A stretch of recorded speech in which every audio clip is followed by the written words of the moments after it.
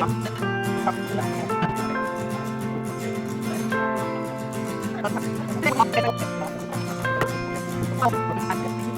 everyone! Hello! Welcome to Cozy Up Knits. This is our tutorial and discussion for the Shruggigan, which is a pattern you can find on Ravelry. We are Cozy Up Knits. It is one of our first garments that we've designed, that Sarah's designed, and it is a shrug, Shruggigan. So there you go. So Sarah's going to discuss, walk you through the pattern, and then at the very end there will be some video tutorials on the pickups and short rows and such. So, Sarah, take it away. All right. Okay, so the beginning of this pattern I feel is pretty straightforward. Your whole back panel shaping, it's very simple to work through, follow the instructions. I do have one different instruction for the arm pickups. I find that a lot of sleeve pickups I do my own way anyways on any sweater I've done, so I wrote this a little bit more how I do it. So once you pick up for your underarm, you put all your stitches back on your waist, or from your waistband onto your needles, and you pick up your underarm stitches. And then I have a decrease round just to get us a little smaller. And then you start working your regular decrease rounds. So after you do your decrease round, you end up, so you knit X amount according to your size, decrease, knit X amount according to your size, decrease. And then once you get around to your beginning of round marker, you are actually going to knit your first and last stitch together. And that just helps close that little bit of that pickup gap. And then you're going to replace your beginning of round marker to make that new decreased stitch your new last stitch, and you have a new first stitch. So that's the only kind of thing there. Also, we talk about, you can, if you prefer a snugger fit, you can repeat your decrease round. And you can make, we write the pattern for a 3/4 length sleeve. You can do that longer, you can do full sleeves, you can make it shorter. One of the pictures, or the picture on the pattern, has an actual just before the elbow sleeve. We wrote it for a 3/4 length sleeve, and we've seen ones, that's the 3/4, and then we've seen, had some done that are like a t-shirt sleeve. You can do a cap shoulder sleeve, you can do anything there. It's quite simple to manipulate the pattern. Modify, exactly. And then of course we have you put on your sleeves, you'll see, before you pick up and do your shawl collar. For a couple of reasons. First off, I have a hard time putting my sleeves on after I've done an entire sweater. And it's just like the last thing you don't want to finish. Oh, I just have to do my sleeves. They take forever. We're going to get you to get them done. Get them done, get them out of the way. The second reason is that once you're done your sleeves, you have all the rest of your yarn to put into your shawl collar. And that's the most important. That's where you want it. You want to get as much length and you body. Don't want to guess how much should I leave for my sleeves. You don't want to guess that, because then if you it just causes short stress. yourself, It or causes B, knitting stress, end up with extra yarn that could have gone into your shawl collar. So please do your sleeves first. Get them done. You will thank us. Yes, you will. We promise. So once you're done your sleeves, you can your garments off your needles before you do your pickups for your shawl collar, so you can try it on, make sure everything fits good. Get all your ends woven in, and you can actually put it on as a little shrug. It'll be a little bit of a sloppy. Well, and it'll be here, right? It's way back here, and it's like super short. So, but whatever, you can totally wear it. You can try it on, and it's fun. Like, that's a fun part. Wear your whips. Is to try it on. So for the shawl collar, here we go. This is where we are going to pick up a boatload of stitches. So a couple of funny little things, and I do show this in the videos that you'll see coming up here. So now we're looking at page 5, this little page here. So I'm going to be referencing this page for the most part for the rest of this discussion. And how the letters, and thank you to Lynn for making our lovely little diagram that you see throughout. She was one of our lovely test knitters. So the letters in here obviously correspond to the letters in the instructions, and then it's a color, you can color chart. So the biggest thing I want to say about this entire shawl collar pickup section, your stitch, what I have told you amounts to pick up, it does not matter. And to an extent. As long as you end up with your total stitch count being an even number, because we're going to be working a 1x1 rib. So you want to end with an even number. Even number and close to the amount. So for instance, in section A and C, it says pick up and knit your size amount, let's say 18, into the first 9 stitches. So we're actually doubling up on your stitch count from what is actually available. It gets a little tight there. So if you can't get that last one in, move it over to the next section. Little things like that I made sure weren't going to completely ruin anything. You know, if you need to move a stitch over here just to fit it in, that is fine. So for something like that, where I'm having you pick up double the amount of what is available to you, I do show a couple of, I think 2 different ways that I can do it, and probably the most common is, you know, you pick up a knit where you should, and then you pick up into the stitch below it, and pick up a knit right below it. So you're just kind of doubling up your increases there, or your pickups there. So for the next kind of interesting thing is sections G and E, and that's coming around the corner, and that's these 2 little corners here and here. So what I have you do there is G is the reverse of E, but you're going to pick up a knit 2 normal, and then you're going to pick up a knit 1 from 3 rows down. And again, I do show that in the video coming up. And it's just dropping down 3 little V's, little knit stitch V's, and knitting into that stitch. Now you have X amount of room to work these for this repeat of 4. You repeat it 4 times of these 3 pickups. And you've got about 2 inches to work across this. I feel like it's about 2 inches. I'd have to actually look. So these ones are actually going to be a little bit more spaced out than what you've been used to normally picking up. They just kind of run you around the corner. Now with this whole stitch count, and your numbers don't matter too much, if you want to add an extra repeat in and do 5 times, you totally can do that around your little corner. Just mark off where you're going to start, where you think you should end this around the corner, and you know, do your pickups, and if you want to add, like I said, an extra one in there, that's fine too. But do the same on both sides. Do the same on both sides. So if you do change it for G, change it for E as well. And again with E, mark off like where you're starting, where you're finishing, and then fit them all in around that corner there. I had something else to say about that little section, and now I forget. Yeah, about that little section or the entire pickup? Because I have a couple things you could say about the entire pickup. Okay, like my markers? Yeah, I like that part. Yep. Okay, you're getting there? Yep, I'm getting there. Getting there. She is so smart. If I think of what I had to say, I'll pop it in later. Okay, so A and C and G and E are kind of your smaller little pickup sections. Now we have section B, which runs around the back of your neck, section H, section F, which goes around your back, and then section D, which runs up the side. So those are your biggest amount pickups, like numbers of pickups. H and D, you want to make sure that what you pick up in H, you make a note of and pick that same amount up in D, because those run right here and you want them to be pretty even. The 1 stitch off will be fine, but you don't want, you know, 10 extra on one side and 10 less on the other. And then with B and F, those are 2 total different numbers. So those ones are okay. So with those bigger pickup sections, what I do is I take my start and my end, marker my end, take my start, fold it in half, place a marker in the middle. And then I take that middle and fold it to an edge and place a marker on the quarter and on the other side as well. So you've actually got quarters that you know you have to pick up X amount of stitches in this entire section divided by 4. You need X amount, X amount, X amount, X amount. And then you're not, you know, picking up and knitting and realizing you've got 10 stitches to fit in a tiny little space, or that's okay. Or you don't have, it's okay. Or you don't have any more stitches to pick up and you've got like an inch or 2 inches left of room. And these are the places where you can pick up more if you want, or a little bit less, as long as you kind of end up with a close amount to what we have. You don't want to short yourself.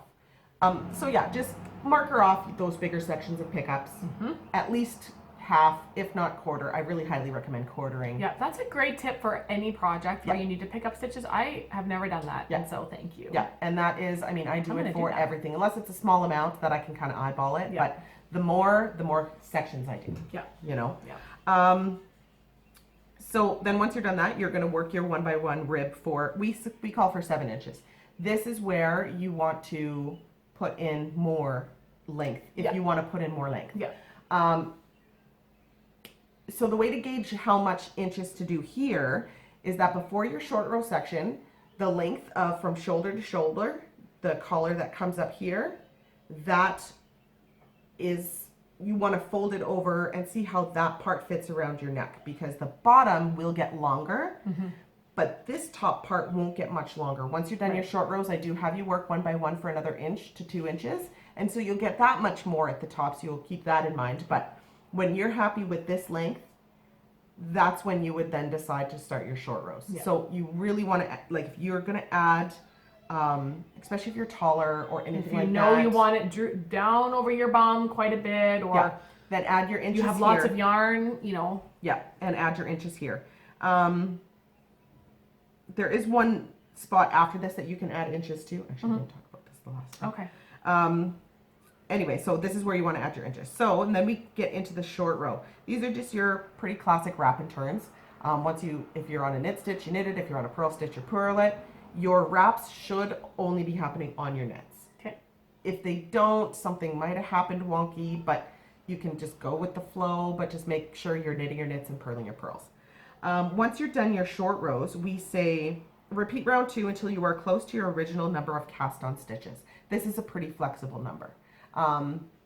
You can, if you want to end a little earlier than your cast on number and have more stitches than what you cast on, it will just make more of a flat squared bottom. If you want to go closer than what your original cast on, it will bring it down more rounded towards the bottom. So that's a little bit of personal preference, but I found that your original cast on was a pretty, it didn't round it too much, it didn't make it straight across the bum, it just made a nice round edge. And I think it was about 4 off from what your cast on was. Yeah. Somewhere around there. And so once you're done that, then you're going to work your 1 by 1 rib again for another, do we call for another inch? Approximately another inch. You can add an extra inch on that too if you find you have more left. You can keep going there too. If you love 1 by 1 rib, just go for it. Just keep at it. Exactly. So when you are done your short rows and you've ended at your close to your cast on number, and then you just start working your 1 by 1 rib back up to your beginning of round marker. You're going to hit all your wraps on that side that you have to work. Those you work just as a normal knit side wrap and turn. You're going to pick up that loop, knit it together with its paired stitch, and keep on going. Once you hit your beginning of round marker and you're coming around again for the first time, you're going to hit your right side wraps. Those wraps were worked on the knit stitch, but on the wrong side. So as you hit them, they're going to come up as a purl. So I do have a bit of a different instruction to actually knit that wrap with the stitch before its paired stitch, which we do, again, have a video of. Yep. Because I found that knitting it with its actual paired stitch made a little bit of a hole. Yeah, so I actually knit them together with the stitch before. So you come up to it, you're almost at your wrap, you got 1 stitch left, you're going to go to knit that wrap or that knit stitch, but you're going to pick up the next purl's wrap. And knit it with, and you're going to pull it over towards yourself. And there's a video. There's a video for that. It's coming up. Yeah. So after that, then you just knit your 1 by 1 rib till you're out of yarn. Make sure you leave enough for a bind off. Not exactly. Yeah. You have a lot of stitches to bind off, so keep that in mind. Yeah. So what I call for the bind off on the sleeves collar, or the sleeve cuff and the shawl collar, is just loosely binding off in pattern. I found that doing any sort of super stretchy bind off made the whole shawl collar wave out and flare out. Yeah, you kind of know. If you've done it, you kind of know that it can do that. Yeah. Right? And so what I did, and I'm a tight knitter, so what I did is I just made sure that each bind off stitch, I pull my needle tips apart, give myself slack. I don't pull really tight. And in pattern. In so pattern, you're purling and knitting. And that gives you a bit of that slack as well. If you find, so what I would do is I would bind off 50 stitches and look and make sure you're not getting a tight edging on it. Tight feel. And if you find you are, pull it back out, get back to the beginning, and gauge up. Gauging up is probably, you don't want to gauge up too much. No, you like don't want just a needle size. Yep, just gauge up a needle size and still think loose thoughts. Just don't pull that yarn, pull your needle tips apart after every bind off, just kind of give your needle tips a bit of a pull, Yeah. and then pull that stitch over and drop it. And that's what worked for you. And that's you what did worked not for me. gauge up, but that's a good suggestion Yeah. as a first option. I think if it's too tight the other way. Yeah, so knit your next stitch, pull your tips apart, pull that first stitch over and drop. Knit your next one, pull your tips apart, pull the stitch over and drop it. And just don't reef on your working yarn. Yeah, I agree. And I think that's it. That agree. covers everything, I think. Yeah. So we want to see your Shrugigans. We do. So please tag us on Instagram. Yeah, we're at CozyUpKnits, and you can use the hashtag Shruggigan. Shruggigan. If you have any further questions, you're welcome to email us anytime, CozyUpKnits@gmail.com. And again, you can head over to Ravelry, CozyUpKnits, and you can find our other patterns. And down on this YouTube channel, you can find our weekly podcast, knitting podcast with our other two sisters, and other tutorials for other patterns we put out. Or discussions. I haven't put them out for all of them, but there are definitely some of our more trickier. Some If that- we come across something that we might have been tricksy with, we'll usually try to get something up. I would like to help you out any way we can. Yep. So we appreciate you buying our pattern and you. knitting the Shruggigan. Yep. So thank you so much, and enjoy. Happy knitting. Okay, so this is the starting of the pickups. So with whatever size you're knitting, you're going to be working across, you can see by the diagram, each little section. So this little bit here is A, across here is B, to the other short corner here, this is part C. So with part A, the instruction reads to pick up and knit X amount in the first X amount. So for the small, it's pick up 10 in the first 5 stitches. For the medium, 7 for the first, or pick up 14 in the first 7, and so on and so forth. So this one here is the large size. So I have 9 stitches to pick up across, and I'm going to pick up double the amount, so 2 per 1. So I'm going to pick up 18 stitches. So the first one, we're just going to start as far over as we can. I'm going to go on to the edge just a little bit, because I kind of want to get rid of this little cast on little nubby there. Okay, so we are going to do the first one. So now we're doing 2 per 1. So what I do is I'm going to go down into this next one here, because I've kind of gone on the edge of this one already. So let me just get into my second one here. All right, so now what you can do is either, what I do is I go into right in between the stitch here, and then you can go into the next stitch here, here, here. Or what you can do is you can drop down and go into the one below for 3, and then go into that same one above. Or you could do it the reverse way. Start in the top one and drop down and go into the, oops, I missed that one. So is it that you don't want to go 2 times into the same hole? You don't want to go 2 times into the same hole. But yet you need to pick up 2 stitches per 1 stitch. Per 1 stitch. Okay. So again, I'm going to go into, so you can see the bar here. I'm going to go, normally I would go in right here, but I'm going to drop down and I'm going to go into the lower one. And then I'm going to go in. So see how I'm coming out of the, there's that bar right here. Now I'm going to go above it. So doing this on darker colors might be a little tricksy. Make sure you have good lighting, because you don't want to accidentally get into the same hole and not realize it until you've worked all the way around, because then it's like a yarn over. You just got a big gap. You've got a big hole there.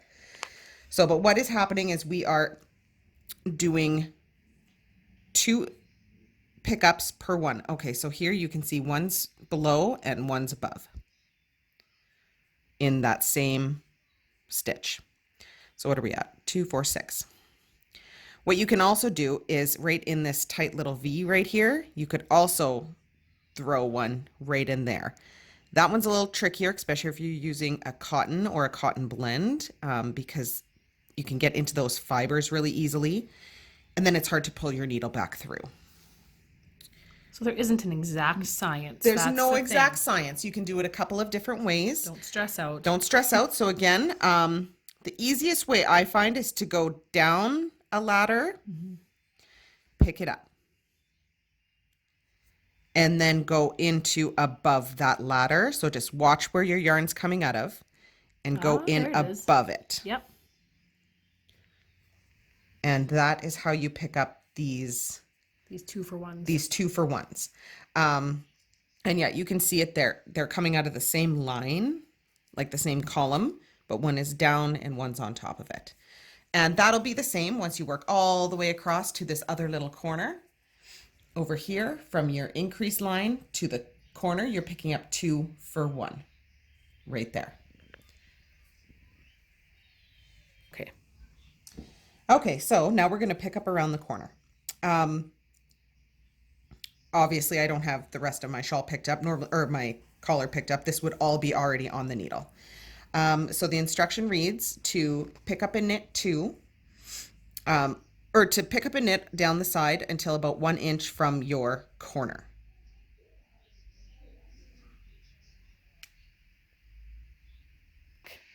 On. Okay, so for picking up around the corner, the instructions read to pick up and knit 2. Normally I would have had all of this picked up already, but I'm just doing this for show. We're going to pick up and knit 2 and then pick up and knit 1 from 3 rows down. So 2 are regular off the edging, and then you're going to scoop in just in from, I say 3 rows down, but it's just you're going to go in to deeper into the fabric. And it just kind of scooches it up. So then we're gonna, and it tells you to repeat that X amount of time. So we're gonna pick up and knit 2 more. Just regular on your edging. And then we're gonna drop down and pick up and knit 1 from 3 rows down. You don't have to sit here and count 3 rows down. Just tilt your needle in, go into the actual fabric a bit. It can be a little tricksy if you hit one of your decreases from before. So just get right in there, pick up and knit.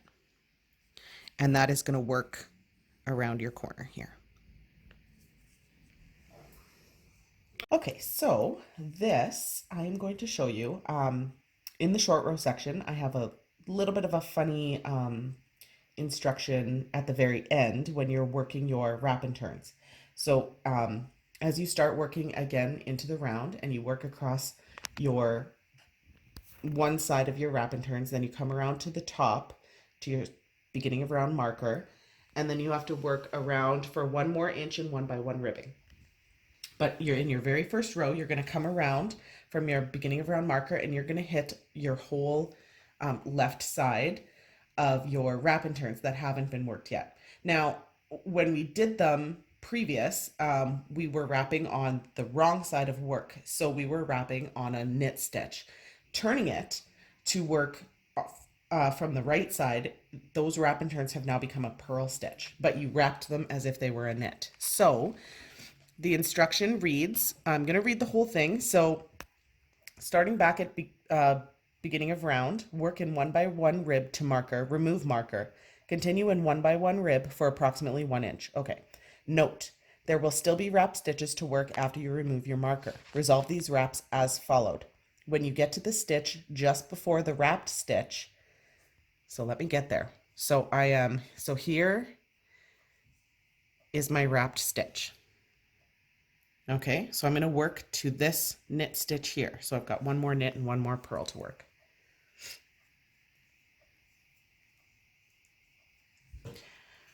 Okay, so you get to the stitch right before your wrapped stitch. So I'm on my knit stitch and my wrapped stitch is this next purl. You're going to insert your right needle into the wrap of the next stitch and knit it together with the knit stitch that you are about to work, and knit those together. Now just be careful when you slide it off, because you slide the 1 knit stitch off, but that purl stitch still has to be worked. We only worked the wrap. So bring it to the front, purl, and let me just do that again. Do it again, and then do it slow, because I messed up the camera. Jimmy's messing up the camera. Cameraman is not doing our job. All right, to one stitch before your next wrapped So stitch. your knit stitch, call them your knit stitch and your purl. My knit stitch and my purl stitch Yeah. has the wrap on it. So Cool. we're going to insert our right hand needle into the wrap Purls. of the purl stitch. Okay, wait, slow that down because it's just my camera's doing funny things. Every time you move it, focuses. Oh, sorry. So do that, and then there it is. And then we're going to knit it together with the knit stitch Yes. that we need to work. And again, just don't slide off that purl stitch, just the knit, because we haven't worked the purl yet. Good. And now we're going to purl.